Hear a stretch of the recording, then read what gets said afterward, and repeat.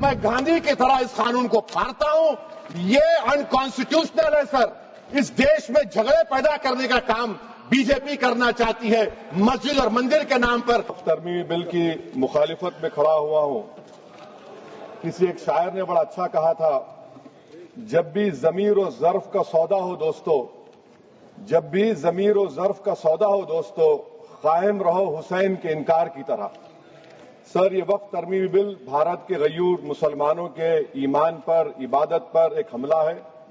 نریندر مودی کی حکومت نے اس ملک کی سب سے بڑی اقلیت کے خلاف ایک اعلان جنگ کر دیا، اور یہ جنگ نہ صرف میرے جسم پر ہے بلکہ میری آزادی پر، میری سماجی اور معاشی مارجنلائزیشن پر ہے، میری شہریت پر ہے. میرے مدرسے، مسجدوں، خانقاہوں اور درگاہوں کو نشانہ بنایا جا رہا ہے. اور یہ حکومت سچائی کو نہیں بیان کر رہی ہے کہ یہ ترمیمی بل سے مسلمانوں کا تحفظ، ترقی اور غربت کا خاتمہ ہوگا. یہ سراسر جھوٹ ہے. سر، اگر آپ آئین کے آرٹیکل 14 کو دیکھیں گے تو اس میں لکھا ہوا ہے ایکول پروٹیکشن. اب آپ دیکھ لیجئے سر کہ ہندو، سکھ اور جین کو اور بودھ کو ان کے انڈومنٹ میں تحفظ ملے گا کیونکہ ان کا انڈومنٹ با یوزر برقرار ہے، اور ان کا ایڈمنسٹریشن ان کے ہاتھ میں ہوگا کہ غیر ہندو یا غیر ان کے مذہب کا آدمی دان بھی دے سکتا ہے ان کے لیے. اور انڈومنٹ بورڈ کا تحفظ بھی ملے گا کیونکہ اس کے اوپر اوور رائڈنگ کلاز اپلائی نہیں ہوگا، لمیٹیشن کا قانون اس پر اپلائی نہیں ہوگا. اس کے برعکس اپوزٹ آپ دیکھ لیجئے، مسلم وقف کو وقف با یوزر نکال دیا گیا. ایک مسلم وقف کی جائیداد پر قبضہ ہوگا، لمیٹیشن لگے گا تو جو انکروچر ہے، جو قابض ہے، وہ راتوں رات مالک بن جائے گا اور ایک غیر مسلم وقف بورڈ کو ایڈمنسٹر کرے گا. یہ آرٹیکل 14 کے ایکول پروٹیکشن کا وائلیشن. اب آرٹیکل 14 میں سر ایکوالٹی بیفور لا بھی ہے، اور اس کا کیسا وائلیشن ہو رہا ہے کہ کوئی آربیٹری سٹیپ نہیں لے سکتا اور کوئی بھی افیشل کسی بھی طریقے سے غلط آربیٹری فیصلہ نہیں لگا. یہاں پر آپ ایک ڈیزگنیٹڈ آفیسر کو رکھ کر وہ فیصلہ لے گا کہ یہ جائیداد وقف کی ہے، گورنمنٹ کی ہے. کیا یہ پرنسپلز آف نیچرلسٹی کے خلاف نہیں ہے جس کا تقرر ایگزیکٹو کرتی ہے؟ یہ ہمارے theory of separation of powers Bharat کے آئین کا بیسک سٹرکچر کا حصہ ہے. کیا اس کا وائلیشن نہیں ہے؟ سر، آرٹیکل 25 کا وائلیشن کیسے ہے کہ آپ مسلمانوں سے وقف با یوزر چھین رہے ہیں اور پھر آپ کرب کر رہے ہیں وقف الاولاد کو، مگر وہیں پر دوسرے دھرم کے ماننے والوں کو ان کے مذہب پر چلنے کی پوری اجازت ہے. لفظ جو آرٹیکل 25 میں استعمال ہوا سر، وہ ایکولی انٹائٹلڈ. سیکشن 2A کے بارے میں کہا اور انہوں نے اس بات کا اقرار کر لیا کہ داؤدی بورا کے لیے یہ بنایا گیا ہے.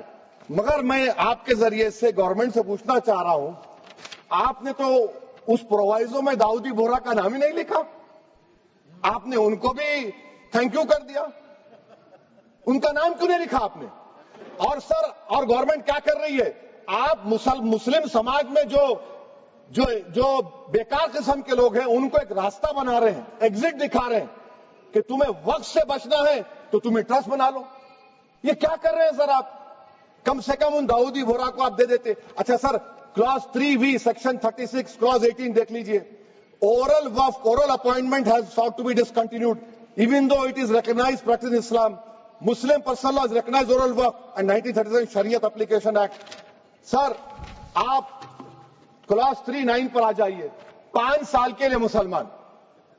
میں کرن رجیجو سے پوچھنا چاہتا ہوں، سر داڑھی رکھے تو مسلمان پریکٹسنگ ہے یا کلین شیو آپ کی طرح ہے؟ تو بتائیے ہم کو پریکٹسنگ کیا ہوگا؟ اچھا، کسی کو پکڑ کے ماب لنچ کر دیا اور بولے کہ GSR کا نعرہ لگایا، اور وہ GSR کا نعرہ لگایا تو کیا مسلمان رہے گا؟ نہیں رہے گا.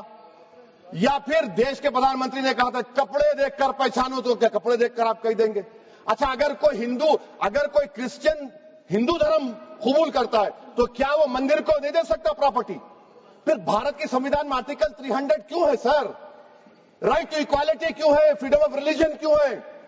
5 سال کہاں سے لائیں گے؟ اچھا سر، اور ایک چیز 7652A سیکشن، اگر کوئی پراپرٹی بیچتا ہے 2 سال کی سزا تھی، آپ نے کیا کر دیا؟ اس کو 6 مہینے کر دیا. نان بیلیبل تھا، آپ نے بیلیبل کر دیا. سیکشن 40 کی بات کرتے ہیں. سیکشن 40 میں سر ہم کو جو جوائنٹ ورکنگ کمیٹی کا جو نوٹس دیے اس میں منسٹری آف مائنورٹی افیئرز نے کہا کہ 30 سال میں 515 کیسز سیکشن 40 کے اور صرف 8 لوگ کورٹ کو گئے. وقف یوزر کا قانون تلنگانہ آندھرا میں ہے, سیکشن 40 کا قانون تمل ناڈو 63 یہ ہے, آندھرا پردیش میں 43 ہے. اور سر آپ ڈائریکشن دے رہے ہیں, اچھا کلاس 4218B دیکھیے سر, آپ رول بنا رہے ہیں کوآپریٹو فیڈرلزم کے خلاف ہے, یہ اتنا رول بنا رہے ہیں. اور آخر میں سر میں آپ کو بتانا چاہ رہا ہوں اسپیکر صاحب, یہ بل کا مقصد صرف مسلمانوں کو ذلیل اور رسوا کرنا ہے, مسلمانوں کو دوسرے درجے کا شہری بنانے کا ان کا مقصد ہے. سر اگر آپ ہسٹری کو پڑھیں گے تو مہاتما گاندھی اس وقت کے وائٹ افریقہ میں سفید فام افریقہ کے قانون کو مہاتما گاندھی نے کہا تھا کہ یہ میرا کانشنس اس کو مانتا نہیں, میں اس قانون کو قبول نہیں کرتا ہوں.